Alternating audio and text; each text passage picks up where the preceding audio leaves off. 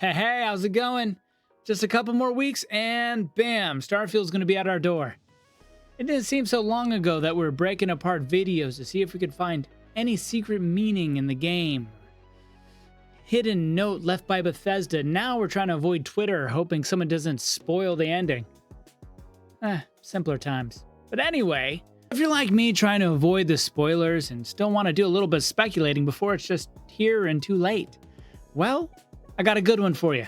Flashy Joe was kind enough to sit down with me over Discord and answer a bunch of questions, and he is really knowledgeable. We got into animation, we got into vehicles, even some of his history and background in working on shows like Voyager. So Flashy Joe is well known for Guns for Hire as well as Advanced Need 76, as well as working on many other projects, some he authored and some that he just helped out with. So he's well known in the modding community, and since this is a long one, it started out as, 2.5 hours edited down to where it's at now, which is about an hour and a half. So without delay, let's just jump right in it. What inspired you to get into modding and 3D and all that? Well, when I was a kid, Sequest DSV had just came on TV, and then Babylon 5 was in pre-production. And then they released the two-part miniseries, I guess, like the pilot. And I was just blown away by it. And I was like all over my dad, you need to get me an Amiga because I want this program. Whatever it is, I want to do that. And I self-taught because back then there was no school you could go to learn it. Right. So I self-taught. Back in those days, we had BBSs and Telnet and stuff. You could go and not Telnet. What was it? FidoNet. Something on the Amiga where you would post a message and it would propagate through hourly dial-ins to various bulletin board systems. Yeah, it was pretty slow, but you would, you could talk to, God, even Joe Straczynski, the guy who made Babylon 5, he was routinely on it. And he would answer people's questions. Like, it was really cool. But I networked with people that were in the same situation. And these are the guys that now, like some of my friends that I made back then, they're working at Pinewood on Star Wars, and they worked on the James Bond movies. Wow. The people that I started with, we all went and did big film, big TV. Like I had my hand in a lot of different pies doing contract work with like Battlestar Galactica, Stargate SG-1, Starship Troopers, Roughneck Chronicles. I think we did some Star Trek Voyager too, but those were generics. Those were generic stuff that we did. So, like spacescapes, nebulas, planetary bodies. The background, so you would put it on like over the models that they had. Were the models like filmed on a green screen? Yeah. Yeah, so we would do what was called digital set extensions. So basically they would give us the plates like that was filmed, and then we would add into it. Kind of like how people use Adobe After Effects to add background. Well, yeah, I guess nowadays you would call it green screening, just like how the Mandalorian's running Unreal Engine in real time. Mm-hmm. And they're creating the sets digitally behind the actors that project on a green screen. So it's kind of like we were a step away from doing it by matte painting. So if you don't know what matte painting is where they would paint a plate and they would leave a blank space on the glass frame where the film stock would go underneath it. So like Hoth is the big one, like the hangar in Hoth in Empire Strikes Back. That was a painting. Oh, really? In a lot of distant shots, and they would just have the moving actors walking across it for distance, not for close up, but like distant panning shots. Yeah. So it'd be like a LOD for... Yeah, so that was the old way of doing it, where they would apply the film stock against a hand-painted plate, and then it moved over to like they would give us the plate and we would add stuff in. That's awesome. Anyway, the love of that transitioned into gaming, I guess, because gaming became more three-dimensional. Mm-hmm. So that piqued my interest, and eventually I wound up in Fallout. Now, I will say my first Fallout was Fallout 4. Mm-hmm. And yeah, I was a PlayStation user, so mods were never a thing. But then one day, somebody was talking about it, and they're like, dude, you should see this mod. It automatically builds your settlement. And I was like, what the flying are you talking about? I went on Google, and I looked for this thing, and I found it. And I was like, oh, Sim You can settlements. do that. Oh, yes, sir. I was like, you can do stuff like that with this game. Like, you can literally make your own sub game within the game. Oh, I have to do this. Yeah, King Gath really pushed the boundaries of what that code can do. Oh, he did. Doing all of these big game-changing things. I would have never done that if not for King Gath and Sim Settlements. And I mean, he doesn't know that. Why would he? I'm just a fly on the wall. But yeah, so I started on Lover's Lab, and the reason I started there is that I found the modding community to be more open. Nexus, Nexus forums, you get a lot of snark, you get a lot of elitism, and there's not much help. Mm-hmm. Everyone's kind of secular. Lover's Lab I found to be more open because there weren't very many mod authors, and everyone provided their source code because they wanted everyone to learn and to be able to make more mods. Like, for an example, when I got there, there was only one guy making mods. For all of Lover's Lab? Yeah, because all the other ones had kind of just gone to other things. There was one guy, and he was doing the pregnancy mod that is still to this day being used. He created it. It's been picked up. I picked it up when he left, and I made some revisions. Mm-hmm. Then somebody else picked it up, and then I think it's on its fourth person now supporting it. But I started there, and all the people that were learning modding, they would all help each other.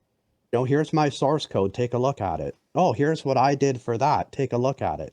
And I started building something called RSE, which was a huge framework that just made the game more dark. Because Fallout, to me, the post-apocalypse, I find it too satirical, too much of a parody. It's not dark enough. Yeah. Like, I'm a McCormack the Road kind of guy. Like, it needs to be dark. So I started making this framework that was dark, and it went through iterations, and I grew my knowledge base. I mean, I was in a position at that point where I could take 2 years off work and rip this game apart and learn every single aspect, but we'll come back to that, I think, later. But I started there doing that, and after 2 years of working on RSE, I realized that maybe an eighth of the downloaders were from Lover's Lab. The rest were coming from Nexus. Like, when it hit 1 million downloaders, I was like, okay, I maybe need to get something that's on Nexus that people will feel safer to come and download. There's obviously interest there, and that's what I did. So Crime and Punishment is actually the third iteration of RSE with a darker content removed. And you also did the State of Decay zombie hordes in there too, which I think is a great idea. Yeah, I got on a real big State of Decay 2 kick. It happens. I thought, these things are like rotten. They gotta be carrying diseases. And the blood plague from State of Decay 2, it just seemed like a good marriage. Bringing the ferals at you and you get a disease. You don't turn into a zombie, but it can kill you. It can kill your companions. It can kill your settlers. It gives it, I don't know, a realism that's just missing. Well, yeah, and the ghouls in Fallout, I forget who I was talking to this about, but they just don't look human. There's no human aspect to these ghouls. They look like a completely different species when they're running around feral. There's no human connection to it. There's not like a half face where you get to see the person and they're kind of more mutilated. Yeah. These are just like Scooby-Doo versions of zombies to me. Well, that's it. And it's the satirical parody thing that feeds into it, right? Trying to keep it light. I think. But I wanted to add an edge to it. I wanted to make it so that they were a constant threat.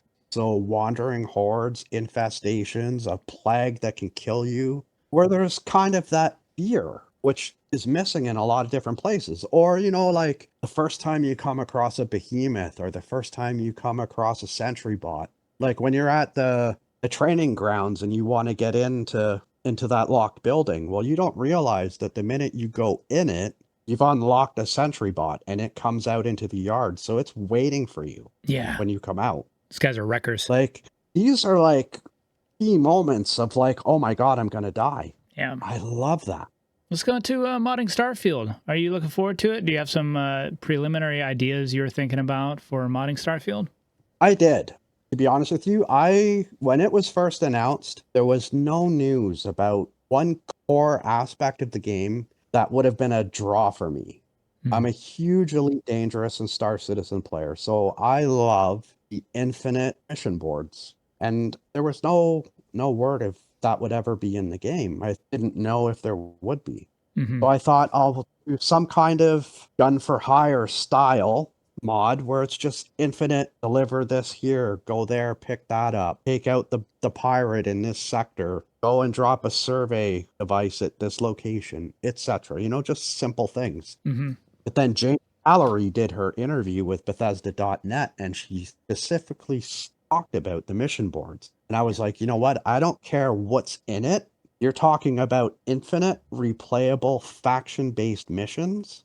I don't have to make that mod now. It's nice that the mechanics are in it so that you can really fill that board out to get some more complexity to it, especially with how the random system is. Yeah. With proceduralism, I mean, we had proceduralism in Fallout 4 because it's randomly choosing a location, it's randomly choosing a boss or an NPC, it's randomly choosing a quest type, and then, a target, a reward system. It iterates. A lot of procedural. It's all random.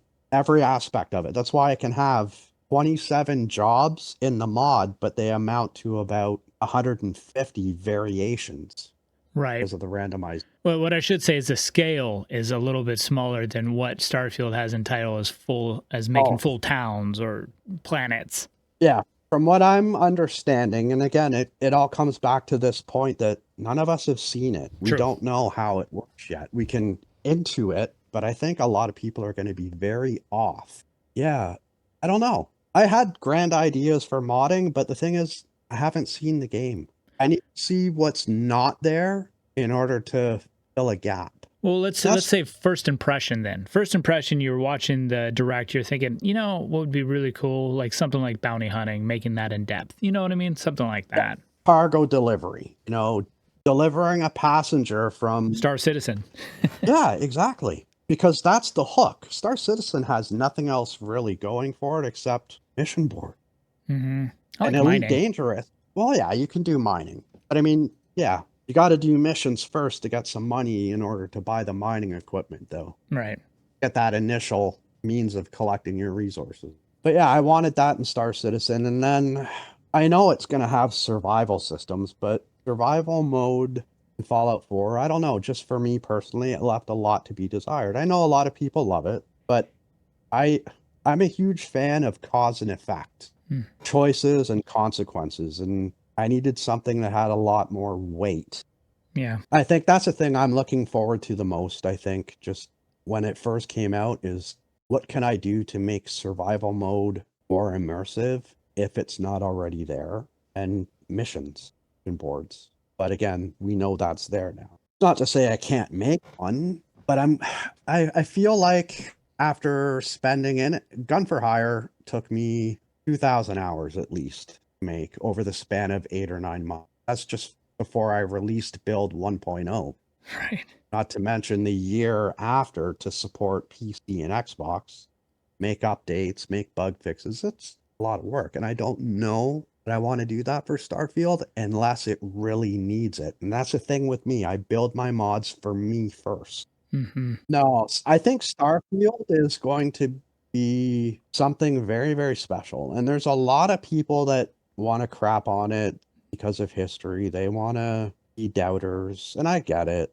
Fallout 76 soured a lot of people. But I think personally, Starfield is going to be something special. Yeah, it is. It is really like something that 76 made a lot of people snap. I don't know what, but yeah, I think I had one guy calling like the people who worked on Fallout 4 is like it was lazy and all that. I'm like, lazy? Have you looked at the dialogue list? Holy Christ! That you could call Fallout 4 many things, but the developers making those dialogue and everything inside that CK is not lazy. If anything, they made it harder on themselves. Oh God, when you compare, so a lot of people don't know that I made a Skyrim mod, but when I started in Fallout 4, and I got really good at dialogue and all the rest of that, like all the interconnected systems of how to even integrate my dialogue conditioning to variables that were running in the Papyrus script.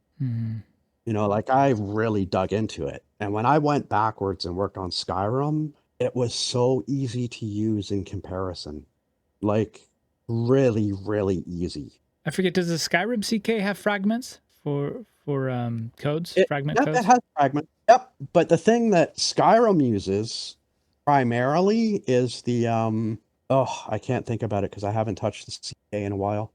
You know where you put in CIS keyword commentary? That's how Skyrim does its main dialogue. There's no drawable graph with ABYX. It's Hmm. all done in that tab where you create keywords. I Yeah, think it's amazing. I think the only thing I ever built in the original Skyrim CK was like the tutorial cave or whatever. I think that's the only thing I ever did in Skyrim. Yeah, I completely overhauled Lydia. I made a You were complete talking about that. parallel. I made a parallel follower system, so it runs in conjunction with Skyrim's extremely limited follower script. Hmm. But I built her to be more like a Fallout 4 companion in terms of her interaction, and I created an affinity system for her from scratch. Right. So if people say Fallout 4 was lazy, they don't know what they're talking about. No, they That don't. was now, did they make stupid, sorry, Bethesda, you made stupid mistakes? Yes, they did. I mean, mole rat disease, as an example, man. Like, you go into that vault with a companion and the companion gets bit, you get the disease because they left out one condition in the magic effect script Hmm. defining who the target is. If the target is the player, give the disease. Else, ignore. They didn't put that in. While we're on the CK, what are some things you want to see changed in it? I know we talked briefly on Discord. I think that one of the key things that I would really, really love, which you and I both agree with, is better tool tips. Give us a little description of what the tool is and show us what the hotkey is. Yeah, just to hover over it and then it will pop up and It say, hey, pops up and says, this tool will allow you to place a light. Control Alt L is a hotkey. yeah, that would be amazing. Just something small, so we don't have to sit here and go, well, what exactly does this name mean? Like for somebody who's never been in the CK before, they hover over the nav mesh tool. They go, nav mesh tool? What the hell is that? Hmm. I never knew what a nav mesh was before I started using Fallout 4 CK. Yeah, and those depend on hotkeys so much. You can Google it. Yeah, of course you can, but that's not efficient. It's breaking your workflow. Yep, and that's what it takes to get you into it. Some reward to do something and get something back pretty quick is what inspires people to keep going. Yeah, and if you have to Google stuff, you're going to fall down a rabbit hole, and then you might lose track of what you're doing. The idea that you had might just go or change in a way that you feel like it's impossible. Better just to have a brief description of what it is. Is there a hotkey to open said tool or to perform said action? Leave it at that. But I think Papyrus, circling to that, a more updated Papyrus with expanded, I guess, functions and events Mm.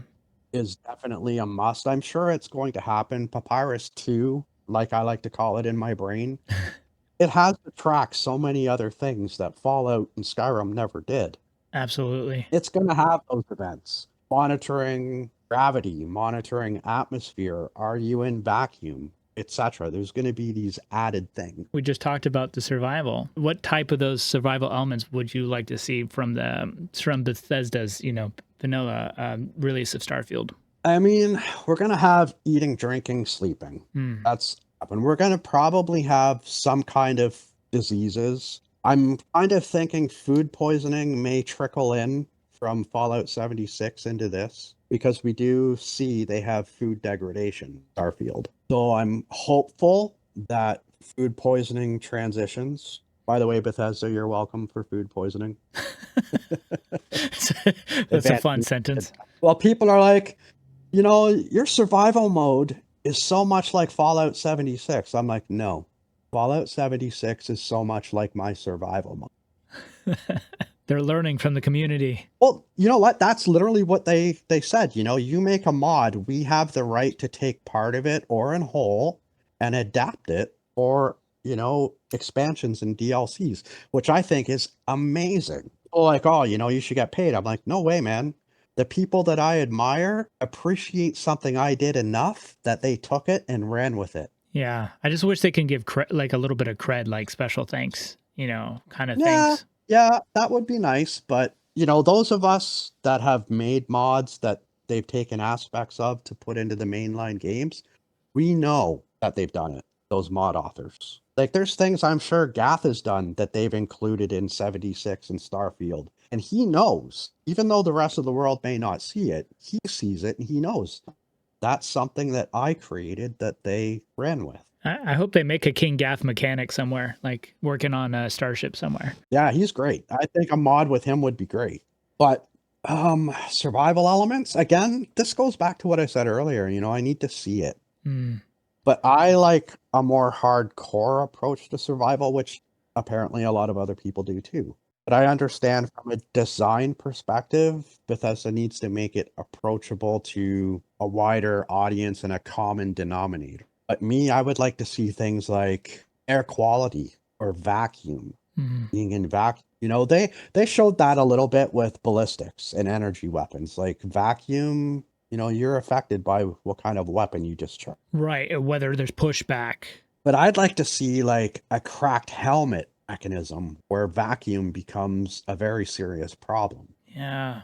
Or toxicity like No Man's Sky. If your visor is damaged, which is like your health or your energy shield is too low, you start taking toxicity damage. Like, I would love to see a mechanic like that. Again, this is more hardcore stuff. I do like that No Man's Sky having that kind of environment shield. I don't like that you need to recharge each one individually. It just seemed like a little much. That Star Citizen, man, that right there, that's Yeah. the worst of the worst for micromanaging. Yeah. It's a great game. Don't get me wrong.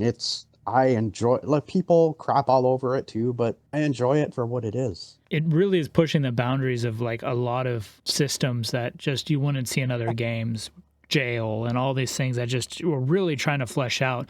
It's like a demo, when you see like fancy cars that are never going to see the street light, but they're kind of concepts of what could be. That's kind of how I view Star Citizen. It seems like all these concepts of what gaming can do. Star Citizen, the PU, the Persistent Universe, is a tech demo. It's a demo for Squadron 42, which is their single player campaign that has like crazy mad A-list actors in it, like Mark Hamill is coming back. Gillian Anderson, what's that actor's name? He played the Onion Knight on Game of Thrones. Liam something. Anyway. Yeah, it almost seems like Robin, he was living out his childhood fantasy of having all his favorite sci-fi stuff, like being actors in his game. Oh, bringing Mark Hamill back is an amazing nod to the past with Wing Commander 3 and 4. Survival stuff, I would like to see temperature have an effect. An ice planet, you need to like insulate. You need to have a different kind of spacesuit.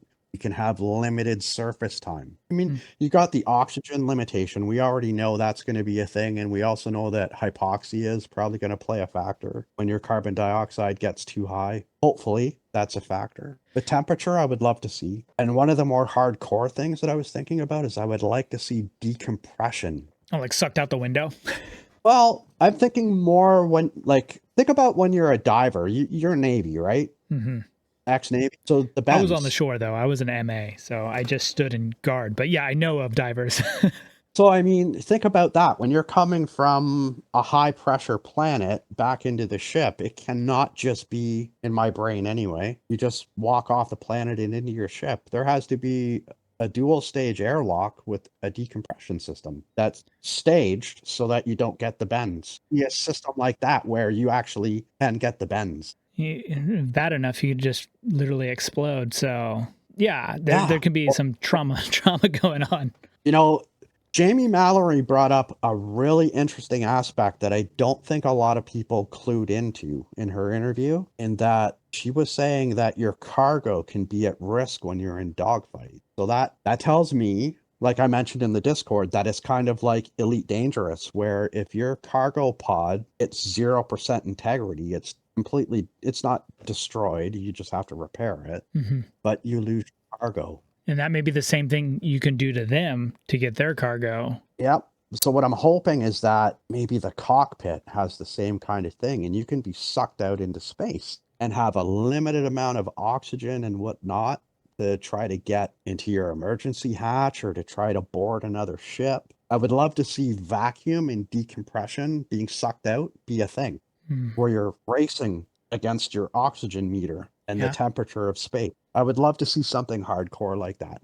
Bethesda's not going to make that. That's too, I don't want to say it's too complicated because it probably can be done very, very simply, but it's not approachable. Kind of goes against their ethos for building these type of games of how they roll.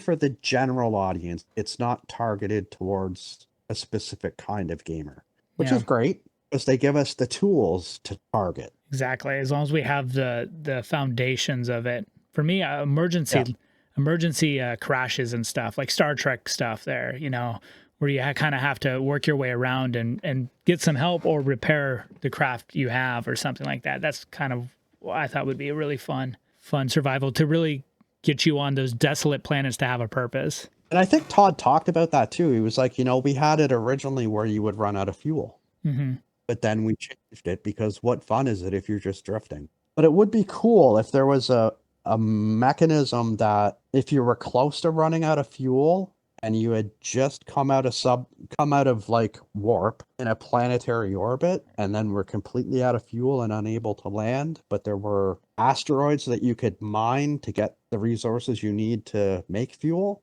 that would be incredible. Yeah. We're never going to crash on a planet because we can't even fly into the atmosphere. Right. I was thinking a cutscene. Like, you know, it's like emergency landing and the flashing red lights, and you go, okay, I got to take it. And then the next scene would be how you start in No Man's Sky. You kind of like wake up black and then your ship's all bashed up and that kind of idea. The problem with, that's the only way to resolve that because of the world space issue, which a lot of people don't, a lot of non-Bethesda modders don't understand why there isn't surface to space transition. Our Citizen does it.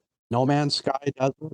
But No Man's Sky, people are always like, oh, you're able to fly from the ground to the sky without a transition. But no, it loads. There is. Because when you first enter a star system, that's the only thing that exists in memory. So it's able to do the transition from surface to sky because it's built that way from the get-go. Yeah.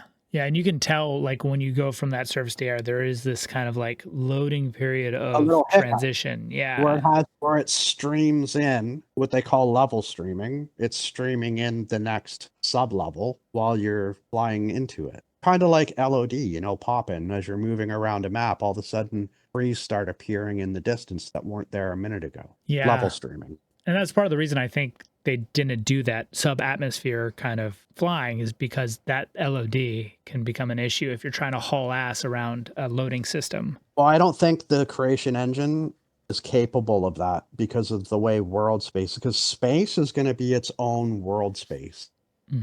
Like Boston, and then you have Diamond City, which is its own world space. So I think the planets are their own world space with their own set of cells. Space is its own world space with its own set of cells. And you can't transition between the two world spaces except through a load screen. Yeah, they must have decided pretty early on that both sub-atmosphere and vehicles and whatnot was going to be kind of cut because of the CK and how it works, how fast it can load.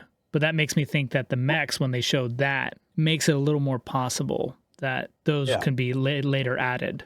And I think, too, if they had have incorporated, you know, orbital to ground flight or vice versa, it probably would have made the game a lot less stable than I believe it's going to be. Right, because they just load a space. I'm going to land in the middle of the market while you just build X amount of NPCs that were required for quest ABC. You know, it's by locking it this way, they prevent more bugs than exist otherwise. And people would do that. They would just mow down an entire town.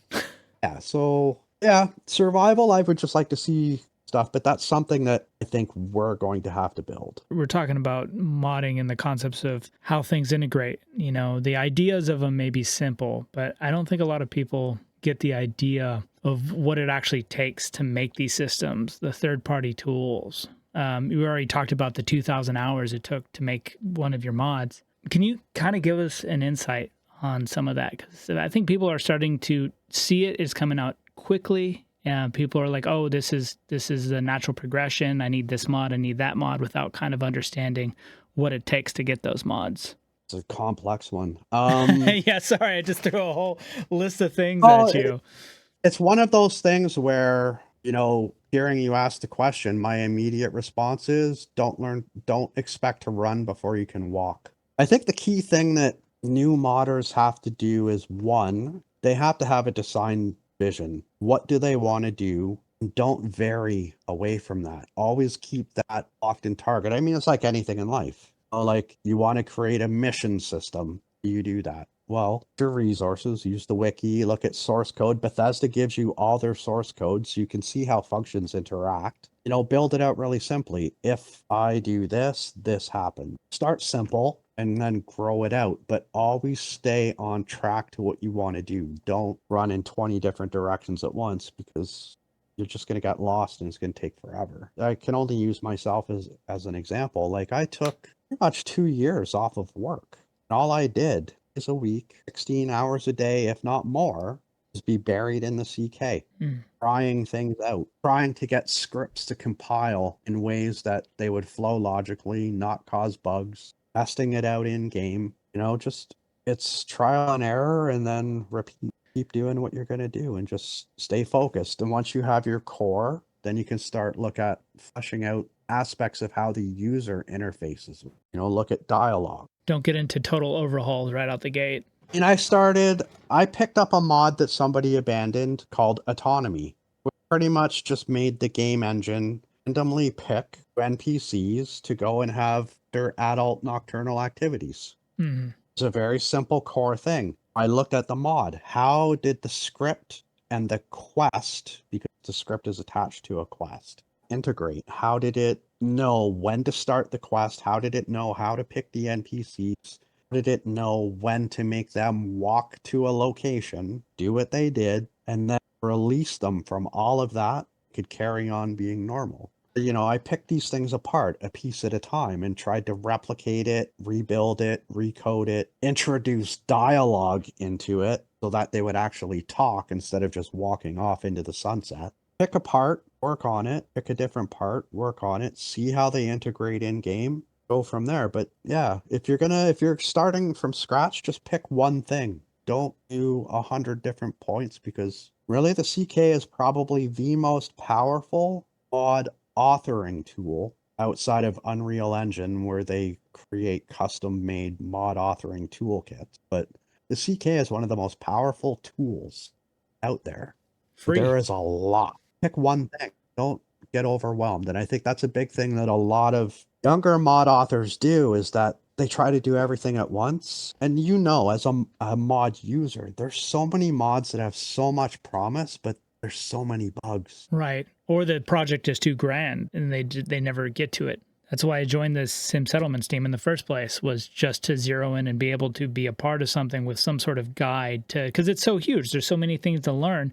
If I can at least just zero in on dialogue, I can start getting my footing. See, once you've got dialogue, well, now you're working with quest stage sets, you're working with script fragments, you're working with an attached topic info script. Scenes, yeah. Well, now you're learning how to integrate to the KMY quest script, which is the main script running on the quest. You can integrate with that, and then you can learn how to do API calls where your topic info, in effect, and I don't know if you know this, but I created a method to do it. I can make my topic infos interface with a completely different mod and have their NPCs talking in my mod without having to recreate their voice types or their actor records. Oh, interesting. Do you take their voice lines, like when you search? Oh. Like Gun for Hire, as an example, I created a method that I later taught to other people of how to import,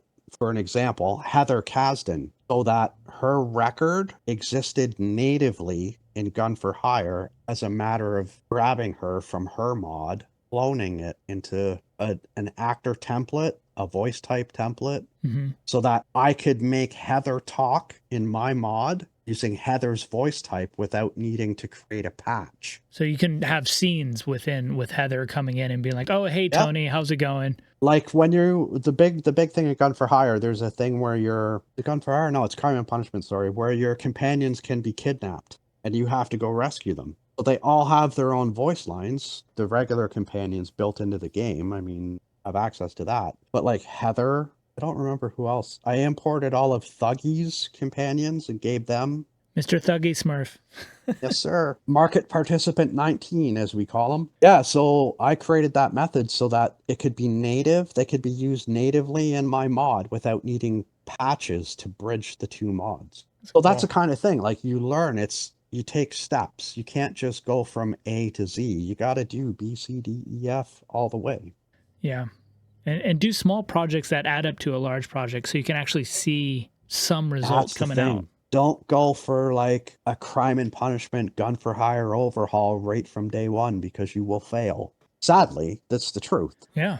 You burn yourself really quick. Well, maybe you won't fail, but it'll take you so long to get it right, you'll burn out. Yeah, and by the time you get to the end of it, you realize all the code that was put in and that you used at the beginning is so half-baked that you know it's almost easier to scrap it all. Yep. I had a mod actually that I made that I thought was pretty tight. It ended up finding out that it had a problem where it would corrupt save games without fail. Didn't matter who used the mod. Within, I think, the 10th time of loading your game up, you could no longer save and it would just crash when you tried to load. And we found out later that because I didn't understand leveled list injectors, that my leveled list injector was running every time you loaded the game. Leveled list can only hold 256 items. What happens when you add the 257th?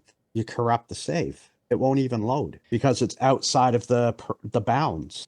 0 to 254, I think it is. That's when you start getting some angry forum messages.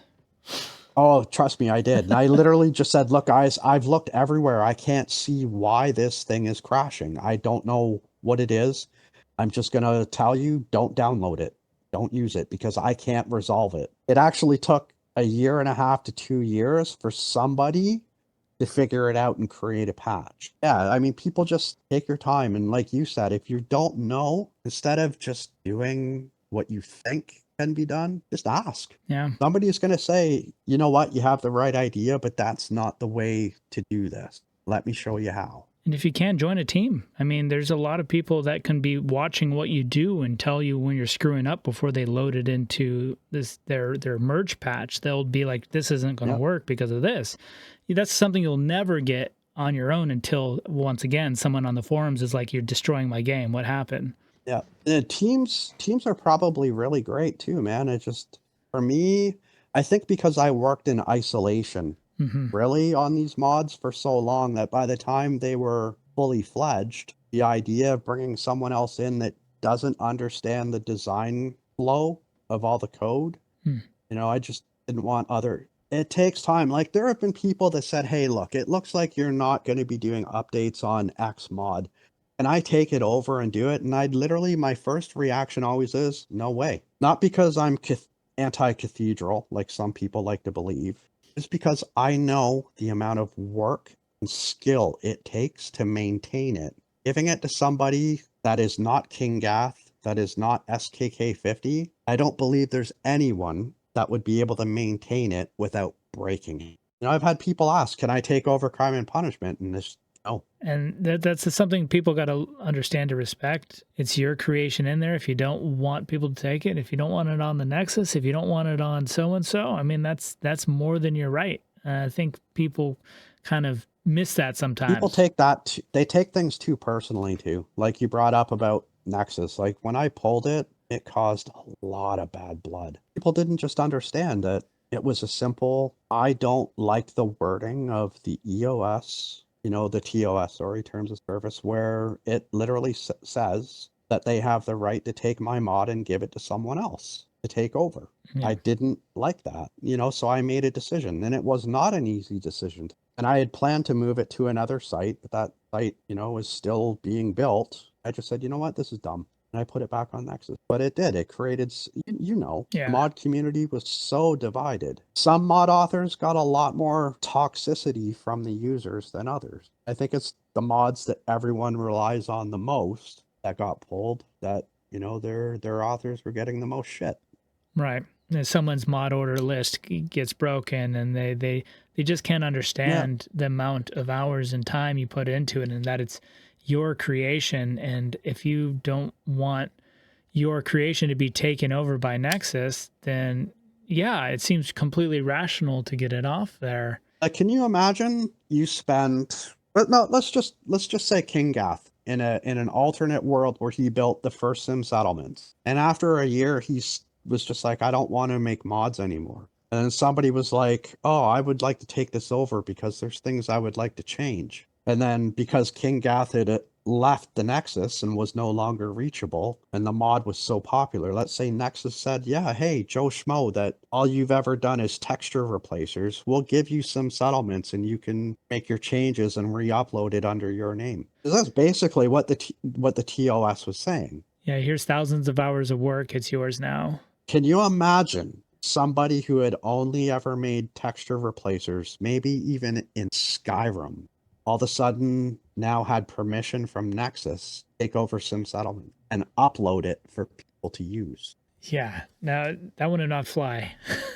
No, the users would have melted down. I mean, Sim Settlements was like 1 million plus downloads, maybe more. Can you imagine? So I mean, that's why, I got my mods pulled, because I did not want to be in a situation where people were coming to me saying your mod is broken, and I'd be like, oh, it works fine. They'd be like, well, I just downloaded the latest update yesterday, and I'd be like, huh? What update? Yeah, exactly.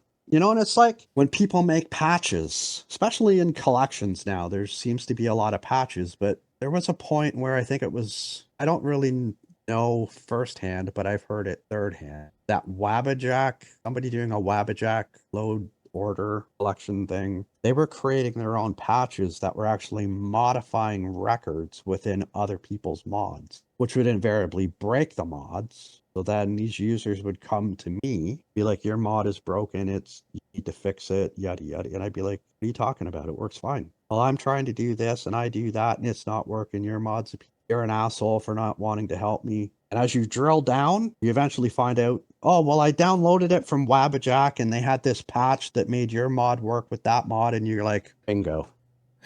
Why are you coming at me? It's not the mod that's the problem, it's the patch. Yeah. But that was one of my big concerns too with collections. I don't mind the concept of collections at all. I think in the end they're going to be really good for you, but there has to be more transparency, I think. Right, and there's not much vetting of these things yet. That's it. Like, who's vetting it?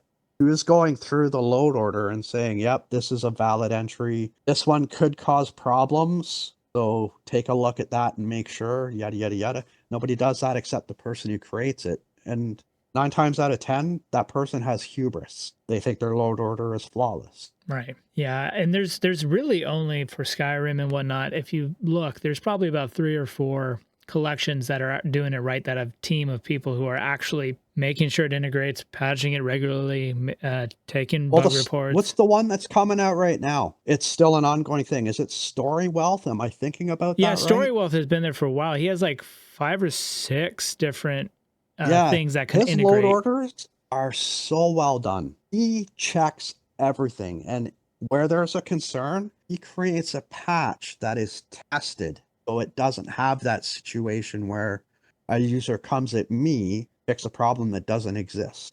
Yeah, and he has a Discord, he keeps a track, and yeah. Yeah, Story Wealth is a really well done, and it's a well thought out approach to doing that. Constellations is pretty good too. Those are the 2 main ones. I'm hopeful for the future of collections. I just think as it exists right now, where it exists, it needs more oversight. Yeah.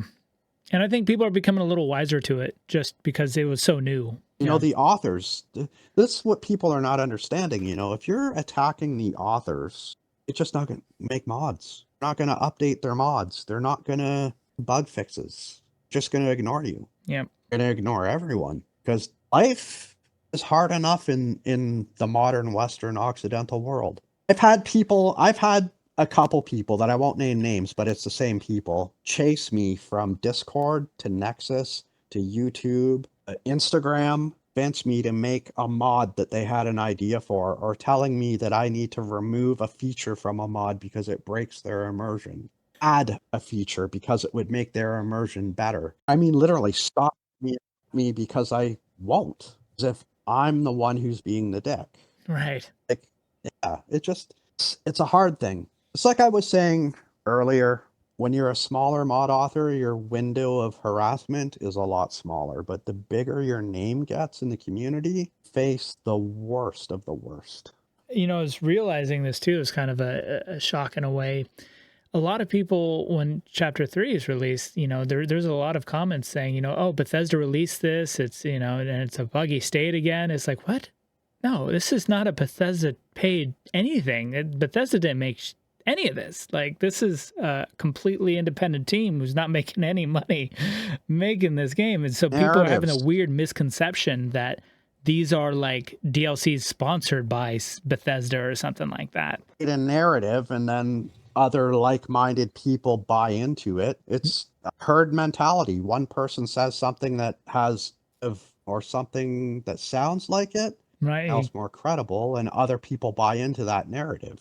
Doesn't matter if it's Sim Settlements 3 as a Bethesda sponsored mod or Yep. DLC that they put the Q&A on and then distributed.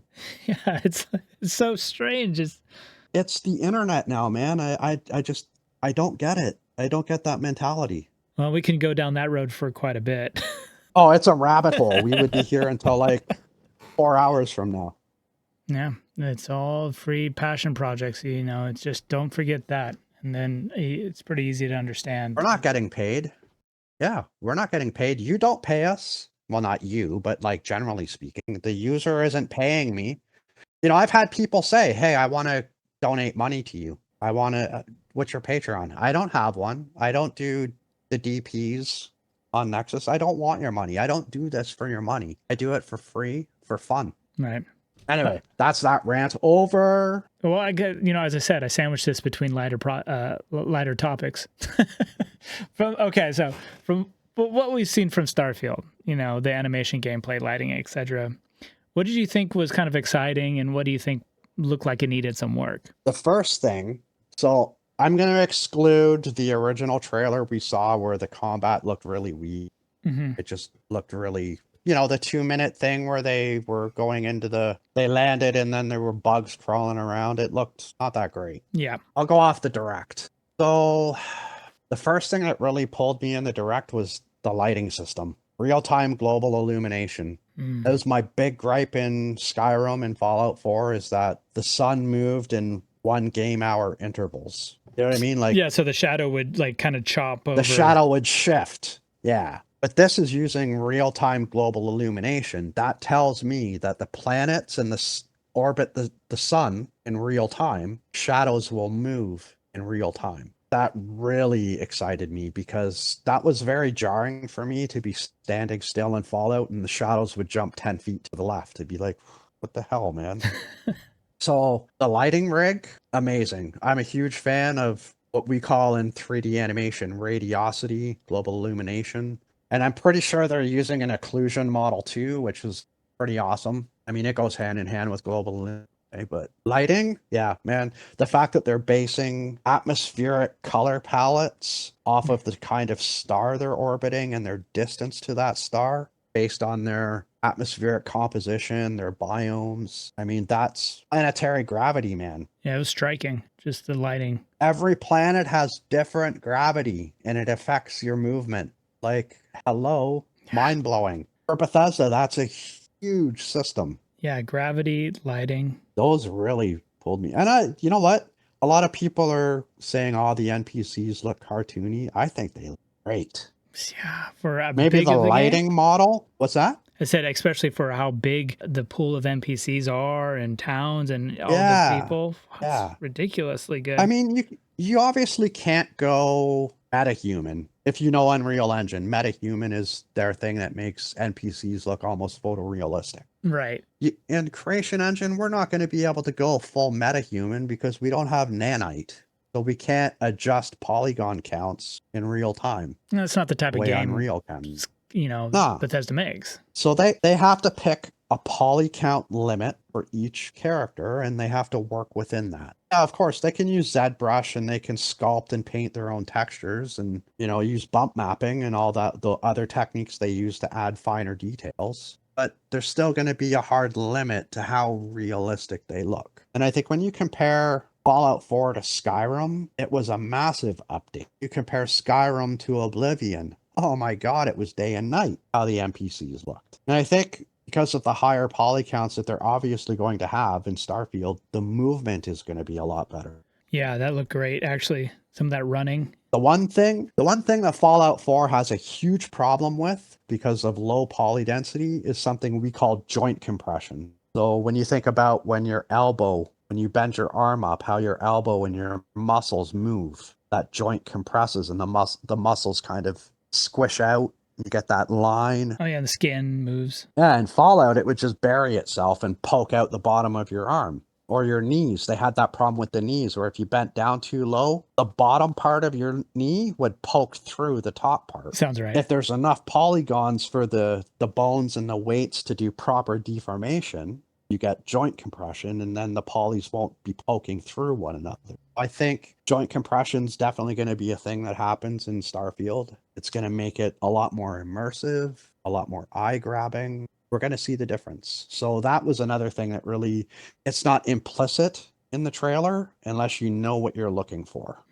Which the average player is probably not going to be thinking that deeply. Oh my God, there's going to be joint compression. That's why Mod Author's asking you guys. You have such a good insight on that. I think Neher released video about what he saw inside the Direct. And, he was talking about things that I've never heard about through, 3D animation, some of the animations on guns and how they're loading and what processes. Like, that's really good information, and that's what I like hearing here. This is stuff I've never thought about. Yeah, the guns were amazing.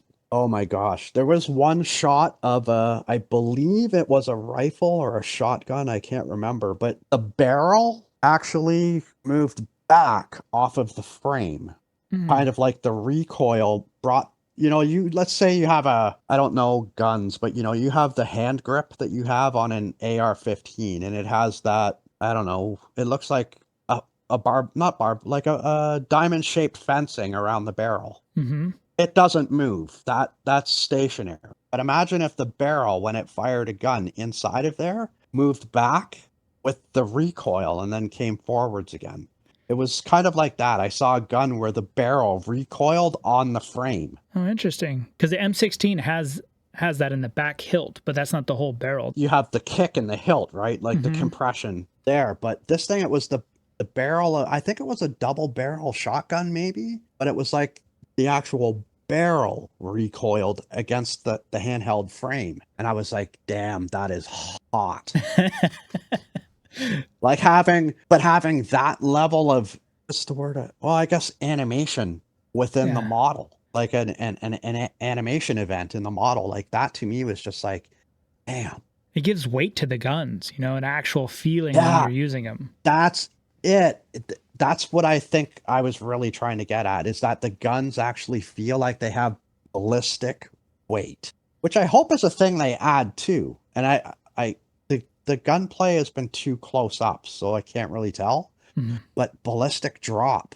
Forget hit scan, man. Like hit scan in Fallout 4, you aim a sniper rifle at someone at 50 feet away, you hit them in the head. You aim at someone 1,000 feet away, you hit them in the head. Yeah. Like you aim, you shoot, the bullet goes straight. There's no gravity. Right. Obviously, they probably can't program in wind because that's a lot of real-time runtime calculation. But ballistic drop, man, have the bullets have fall off. Right. Do some Kentucky windage. That's something I did in Advanced Need 76, is I've removed hit scan and made bullets have weight. So you have to compensate with your sniper rifle, aim higher so the bullet will hit where you want it to. I would love to see Bethesda implement gravity against projectiles. We know they did a little bit when they shoot and have the recoil, but not the actual ammunition going through. I don't know. Well, yeah, that's the thing. I want to see a bullet that drops as the further it travels. So if you want to get that headshot on that guy guarding the wall 1,000 meters away, you have to aim above his head so that once the bullet drops, it actually hits him in the head, compensating, kind of like snipers do. They aim up and off to compensate for the distance and the wind. Right, the clicks. Yeah. So I would love to see that. It wasn't implied, but I mean, the gunplay has weight, so I'm hoping that there's ballistic weight as well, but it probably is still hit scan. Yeah, I think so too. But still, it already, from what I've seen, the gameplay looks exponentially better than Fallout 4. Oh my God. It's id level better, even though id didn't do anything with the gunplay in Starfield, but it's Doom level good. What else was I excited about? Shipbuilding. I mean, come on. Yeah. That was incredible. It's kind of throwing my mind for a loop, and I'll circle back to that on your next question. Shipbuilding is blowing my mind. Base building, I mean, just having a top-down camera now. Amazing. Which, who did they get that from? Oh, well, yeah, with the workshop. King Gath, this is what I'm saying. King Gath can sit there and say, that's because of me. Reward. Yeah, I'm wondering how much settler systems have come in there. We'll find out. Yeah. But the way they have it set up where you assign somebody to your outposts and their skill sets determine how much of a resource you generate, you know what I mean? Like they have leveling that it influences how they work. Where did that come from? Yeah. I wonder HQ systems. I'm curious to see how much they pulled from the community. For sure. I mean, we would be stupid to think otherwise, but how much of it is, I don't know. But I mean, when I saw the overhead, that's immediately where my mind went. Yeah, it's so useful. I mean, like trying to build, looking up and like trying to attach wires from this to a turbine you have on top of a roof. It's like I have to jump up or build stairs to it. Yeah, like who has time to build a scaffold that I'm just gonna have to tear down again anyway? Ugh, I'd rather just console command and go into TC. Dude, I can tell you the only thing I wasn't impressed with was the goddamn release date. It needed to be sooner. Yeah, that was a hard thing to watch at the end of that. I mean, knowing that, okay, we've got another release date and it's probably set in stone this time, which is cool, but it's still so goddamn far away, man. Yeah. I want this game tomorrow. Yeah, it was such a hype train watching that thing. Oh my God. Isn't it always, though, when Todd starts talking? It always is. He just sucks you in.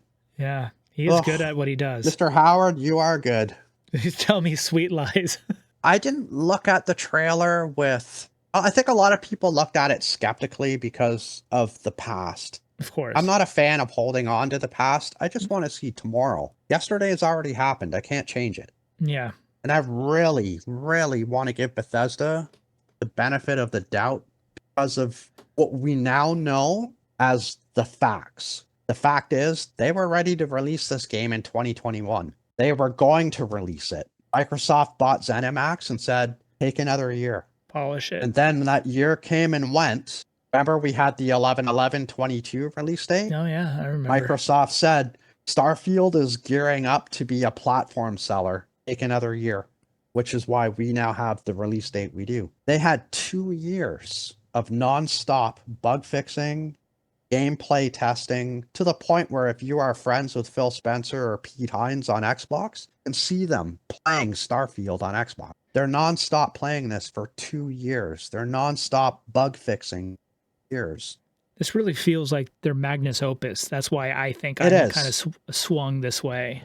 I really feel that way because Phil Spencer, if he says, take another year, because he wants it to be the best. He doesn't want it to be Skyrim on PlayStation 3. He doesn't want it to be Fallout 4 on any platform, like for release dates. Those games were messy as shit on initial release.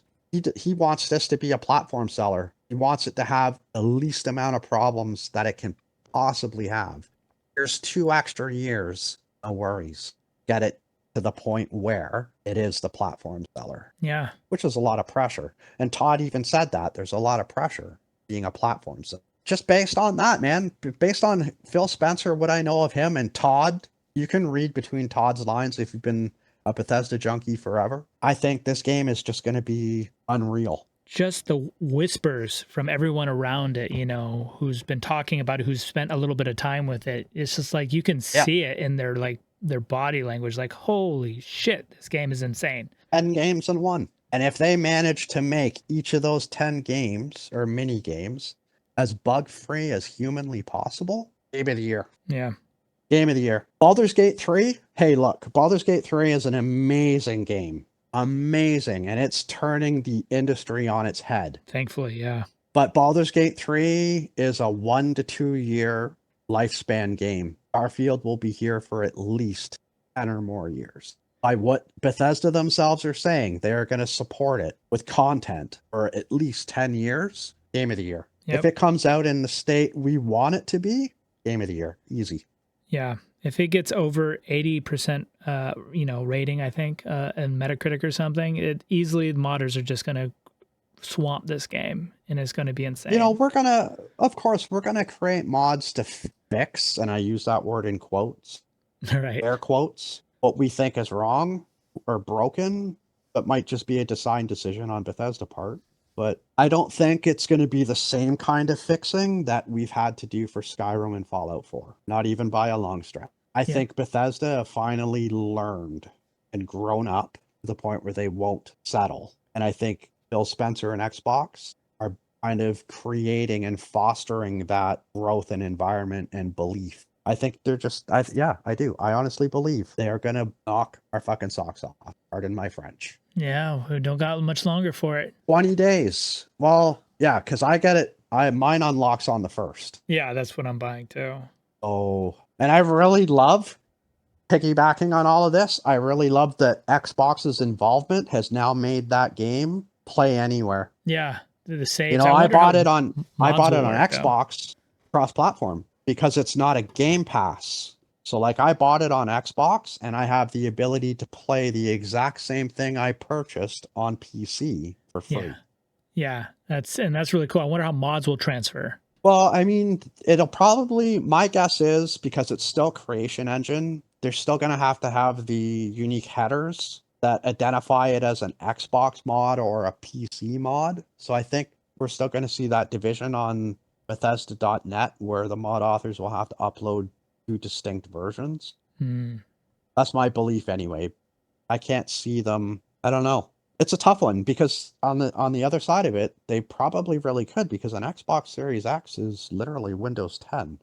What do you think? You've been dealing with the CK and the back engine stuff for quite a while. What do you think it would take to get some form of vehicles into the game?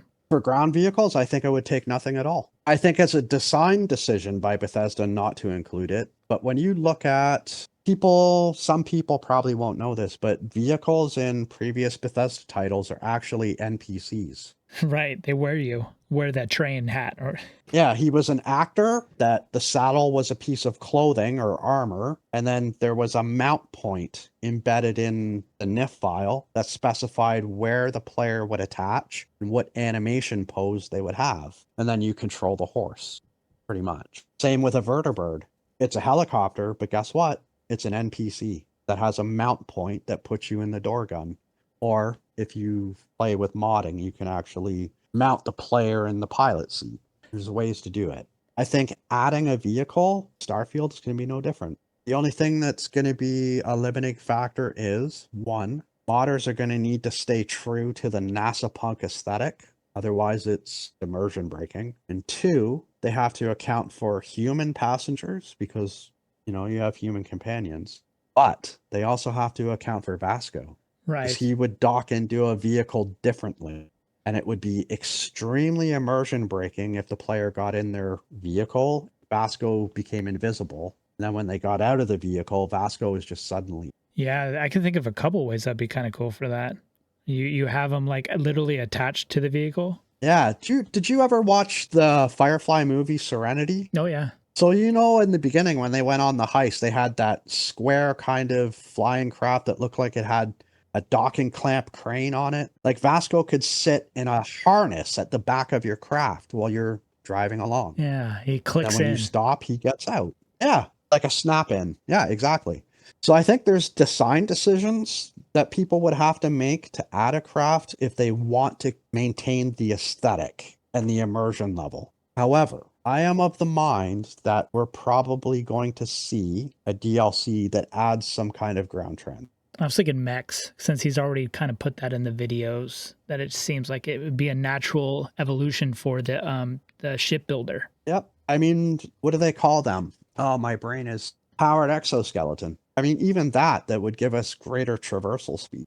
But again, that doesn't account for companions or Vasco, but Right, but then you want to be going so fast. You want to out and necessarily need them to have their own vehicle. You know what I mean? Like how they would and follow behind. that's the thing with Bethesda games, right? Like if you look at Skyrim, the horse was slow as molasses up a hill. Mm-hmm. But that was because they didn't want you to miss the exploration. So while I can see them potentially adding ground vehicle, it probably would be no more than a rover, and it probably wouldn't be very fast, like the moon buggy All from right. 1969. Something that's slow but faster than walking. Potentially could see that because there's going to be a lot of complaints, and they're going to want to appease the customer. But at the same time, they are known to let the mod authors fill the hole that they don't want to build themselves. So it's a toss-up. But I kind of feel like they might. Yeah, I mean, power armor, scale that up. I mean, we're talking in just like something they've already kind of shown that you can get into, and something like that makes sense for this type of game, especially if you're not going to have rovers or speeder bikes. Mm-hmm. The jetpack's all well and good, but it's limited in how long you can use it. Right. That's why I was thinking a mod glider would make sense. Yeah, it's not like you're Iron Man and you can just fly the whole map without ever landing. That will be a mod. It runs out, it has to recharge. Yeah, of course, we'll have unlimited flight. That'll be one of the first mods. Yeah, it's pretty easy. You're just flying all over the place. Yeah, that could be pretty fun.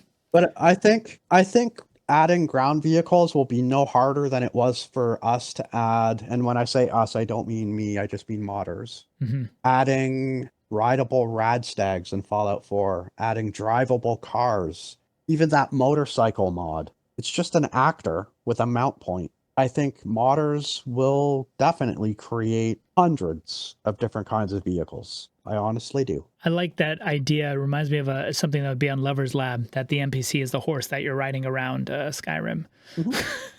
But basically, that's when you look at the forms in Skyrim, the horse is an actor. Yeah. And the model of the horse, if you look at it in Nifscope, it has attach points, mount points, which shows where the player would snap in on top of the horse and be locked in place while the horse is moving. You just have the animation package of getting on it and getting off of it. That's it. And it's the same with the vertibird. It's an actor. If you look at it in the CK, it's in the same category as Piper, Kate, Abernathy, whoever. It's an actor. It just doesn't talk. It could, but it doesn't. Thank goodness. That'd be creepy. Free me. Help me get out of this suit. Right? But I think it'll be really, really easy. Once we have a functional knowledge of what they are using for models, my hope is they've moved away from Nifscope because it's Gamebryo and that's like 2003 technology. I'm hoping they've gone to something else, but if it's still Nifscope, yeah, we're just going to need the updated spec. Somebody will make a model, import it, assign the various nodes to do attach points. Boom, they got a rideable vehicle. They just assign it a behavior. If there is a behavior in the current Starfield CK that we can attach to, or hopefully they give us the tools to make new behaviors. Yeah. That was a big problem in Fallout. We finally got behavior documentation and tool sets last year because mod authors made it. Yeah. I don't remember who it was. Something's telling me Nihira was involved, though. Whoever it was who made the Seeker Mines. But whoever created the Seeker Mines, I think, if I remember correctly, they were involved in documenting how to make brand new behaviors, which is something we never had. That's why we never had custom creatures in Fallout 4. We had custom skins that would use the same behaviors of existing creatures, but never new creature behaviors. Like Arachnids of the Commonwealth. Do you ever see that mod? No. It added spiders. They were literally rad scorpions that had their tails cut off. So and their claws. So they kind of look like spiders, but they use the rad scorpion behavior set. That makes sense. So you just keep them around the same size so that all their animation packages kind of work with it. So Grilled Turkey, you know, when they were doing all their Fallout New Vegas ads, they Mhm. created their own behaviors for like the geckos and for the what are those dragonfly things called? Starts with the C. I can't remember. I was never a Oh. big New Vegas fan. Oh, yeah, a Kazarus, oh, Casosaurs or whatever. You know what I yeah. mean. Yeah, I know what you're talking But about. they created all of their own behaviors, and that's Cazador? something that was Cazador. Yeah, Yeah. maybe that's it. But that knowledge never existed, and it relied on having access to slightly matey software because you need to have it content tools, right? Which is no longer legal to have. If you had it beforehand, Yeah. you're fine. But if you downloaded it after it was made private, then it's yeah. I But wonder if people who Starfield had doesn't use Havoc, Havoc. I don't know. So this is what I'm hoping that they've These third parties. changed to. Well, no, I'm hoping they went to like 3D Studio Native. I hope they're using FBX Hmm. because you know their animation annotation. So have you ever worked with animation annotation yet? No, I do very basic Blender stuff, and that's static stuff So mostly. when you the idle as an example, so we'll use the salute idle. What hand in the game does the player hold the gun in? Oh, right? Right. What hand do players what hand do people salute with? Right. If the player's gun is in their hand, you Right. have to have a way to remove the gun so that their salute can happen without the gun piercing through the back of their skull. Right. And that's something that's called an annotation. So within the 3D Studio, you would create a dope sheet on your animation and say at frame 0, you would type the command cull, C-U-L-L, weapon, which tells the game engine, don't draw the weapon, make it invisible. Mm, So when the idle pose starts, the gun disappears. I've seen that. Yeah. And then when the animation ends, the gun gets redrawn. So I'm hoping because they're already using native 3D Studio annotation, that they're now going to use native 3D Studio animation files, which is FBX. Because that would make things so much easier because the animation file can include the model, can completely eliminate F-scope and the reliance on 2003 technology. And would that be easier to transfer over from other 3D programs to get those animation? FBX is an industry standard. Every single animation package in the world has it. And then, yeah, I hope they have that. Maya has it, Blender has it, 3D Studio has it, Lightwave has it, Modo has it. These are all the big ones. Wow. Yeah, FBX is industry standard now. That would mean less time, but for the third-party tools that you needed before to transfer over from Blender to Nifscope and whatnot. Exactly. And then that could make, going back on the topic of vehicles, it can make vehicles that much easier to make Awesome. and animate. Because in Nifscope, you can't really animate the various parts. Once it's been modeled in 3D Studio, it's then compressed into a NIF file. You can't get at all the various animated states to alter them. They're baked. So say an engine, you know, like on an F-14, you know how when it flares up, I don't know what the part is called, but you know, the engine kind of opens up at the back. Oh, yeah, yeah, the aperture. The apertures, yeah. So that if it's in a NIF file, you cannot alter that. But if it's a native 3D Studio FBX file and you want to change one component of an animation, it's easy to do. So I'm hopeful that they're steering away to more modern file type, which would make vehicles easy.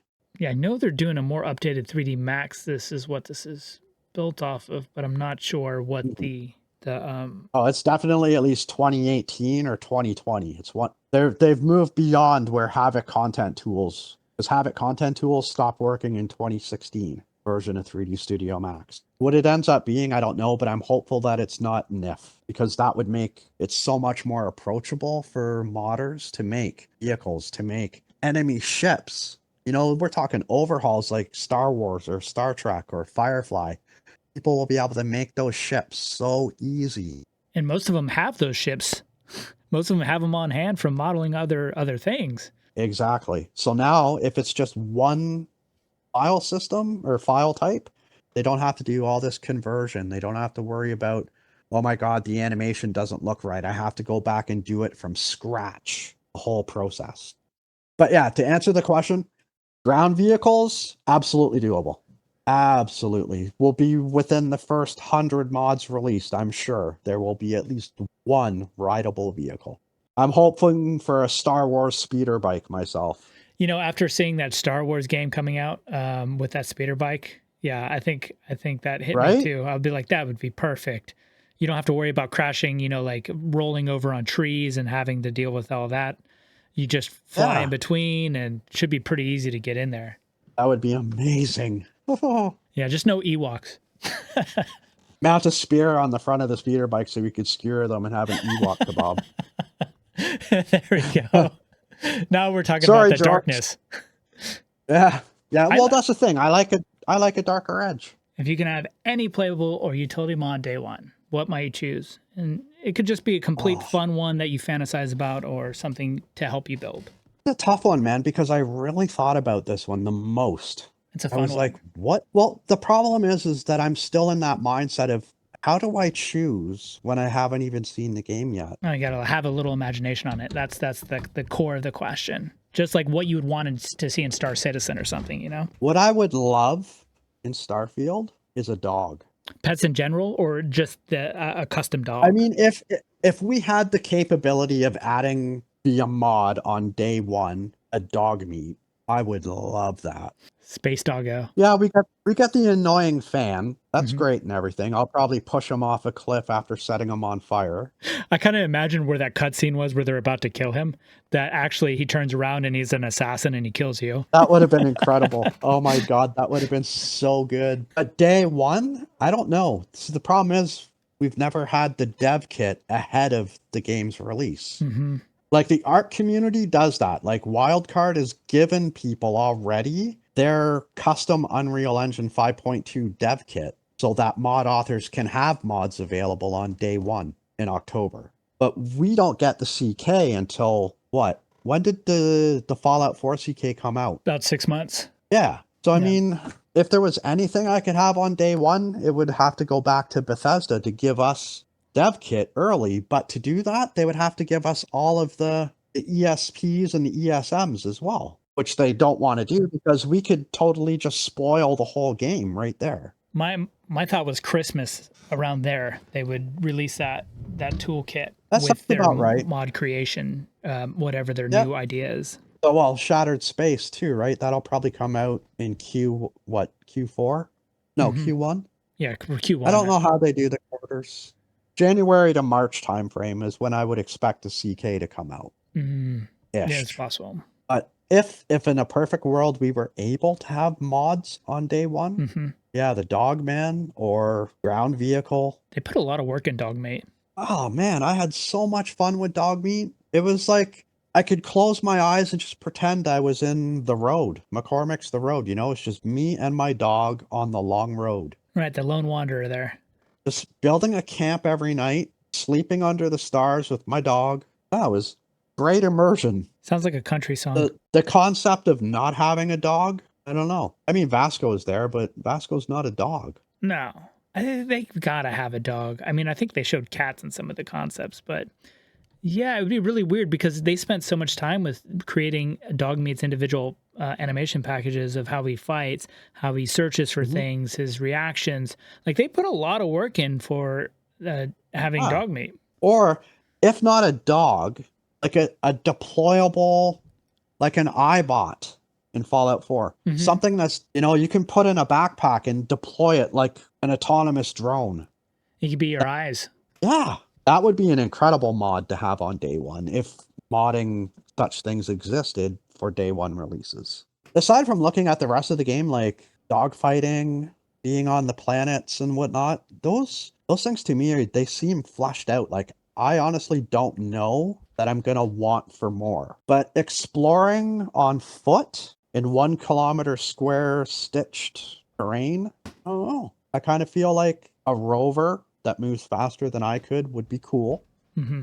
Or some kind of smaller non-human companion aside from Vasco because he's kind of big and bulky. Yeah, an alien companion would be kind of cool, like a little imp type flying thing or something. Oh my god. Aliens, dude, come on. That's gotta be a thing. A face hugger. Future interviews. Ask people that question. I don't even want to speculate on space magic right now because that one hurts my.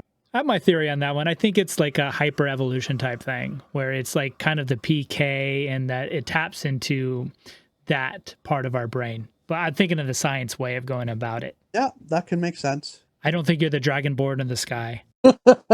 Come on, man. Give me my Luke Skywalker fantasy. It feels a lot like the Force right now, just from that one of the raising, which is cool.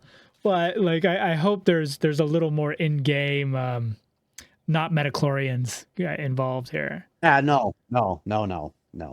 That word is like heresy. So what are you working on these days? Is there anything out that you want to get out there? Right now, I think I'm like every other modder. I'm kind of holding my breath waiting for Starfield. I think for my own personal, because like I said, modding for me is me first, you guys secondary. Right. And I haven't touched Fallout 4 in quite some time, so I'm not really doing any modding for myself. Got it. If something really pressing comes up in one of the existing mods, I'll try to fix it and get an update out. But for the most part, I'm not doing anything except waiting for Starfield. And I'm also doing on Bethesda gaming related stuff. Like I'm prepping up for doing some Arc modding when the new dev kit comes available to everyone. So, and I'm also doing Unreal Engine work. I'm building my own. I basically recreated my survival mode advanced needs in Unreal Engine. Oh, wow. So I'm kind of just creating small code bases, and eventually I'll put it all together into like a vertical slicers. And you're still out there helping the community. I hear, talking and answering questions. I try to. I'm not available all the time the way I used to be. But when I am, if I can answer a question, I'm more than happy to do so. Well, I appreciate you, Flashy. I appreciate you taking the time. And I appreciate you. You know what? I feel sorry for you too, because you got to trim a 2.5-hour interview down to an hour. Well, it doesn't have to be exactly an hour. I'll probably get to an hour and a half. It's just fine. Have a good rest of the day, Flashy, and I'm looking forward to talking to you. Sounds good, brother. Yeah, and as soon as the game drops, I'm going to be harassing you again for modding advice and interviews. I'm all over it. Fantastic. All right, brother. Take care. It does kind of smell like icy hot. Oh, hey. Thank you for making it through, guys. That was a long one. A lot of good information, though. And if you do enjoy this type of content, subscribe. I'm here. That's all I got. I'm just here. So if you like me being here, a thumbs up is great too. And we are coming up to probably one more interview. Hopefully I can get it down. It should be another top tier modder popping on. And then after that, we're going to go into post-launch Starfield mode, and I'll probably have some more information of what I will be doing once we cross that road. Well, I can guarantee you the first week, I'm just going to be streaming, playing the game. Not even to stream, but just for me. Oh God, it's going to be nice to just not produce the video or worry about it and just play Starfield. The whole reason we're doing this, right? To get hyped, get into the modding. I got to enjoy it so that I can get some ideas and hopefully make my own authored mod. That's the goal. And if you guys have in the future any mod authors or people you think I should get in contact with to talk about Starfield modding, or Starfield lore is coming up, so I'm excited for that too. I don't know if I should keep it on the same channel though. Let me know what you guys think. Should I move lore and have a different channel for lore and just continue to zero in on modding here? I know everybody says niche it down, but what do you guys think? And as always, guys, stay safe and mod reckless. Oh, always forget, Discord link down below. Join up, say hi. Got wonderful mod authors, including FlashyJoe's there. So stop in and say hi. Yeah, I think that's it this time.